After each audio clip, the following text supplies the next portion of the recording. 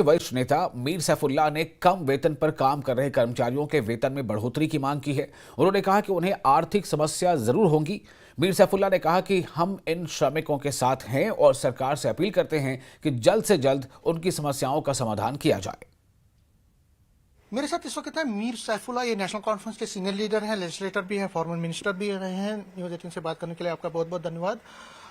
सैफुल्लाह साहब, daily wagers protest पे है, भूख हड़ताल कर रहे हैं, उनको वो कहते हैं कि कमेटी पे हमें भरोसा नहीं है। देखिए, डेली वेजर का कंसर्न हम सबको है, सब एमएलएस को, चाहे अपोजिशन के हम हैं, सब कहते हैं डेली वेजर्स हैं, डेली रेटेड वर्कर्स हैं, आशा वर्कर्स हैं, आया वर्कर्स हैं, आंगनवाड़ी वर्कर्स है, कंट्रैक्चुअल्स है, इसी तरह से जीआरएस से जितने भी है, बहुत सारे हैं वो लोग। हम चाहते हैं कि वो उनका मसला हल होना चाहिए, वो रेगुलराइज होना चाहिए। और मैं ज़ाती तौर से ये कह रहा हूँ कि उनमें से बहुत सारे ऐसे जो कम वेजेस ले रहे हैं, कोई 100, 200, 500, 1000, 1500 लेते हैं। ये मिनिमम वेजेस एक्ट जो है उसकी खिलाफ वर्जी है। मैं चाहता हूँ तब तक जब तक कमेटी कोई रिपोर्ट पेश करे, उनकी रेगुलराइजेशन हो जाए, तब तक उनको मिनिमम वेजेस मिले, वो मैं भी चाहता हूँ।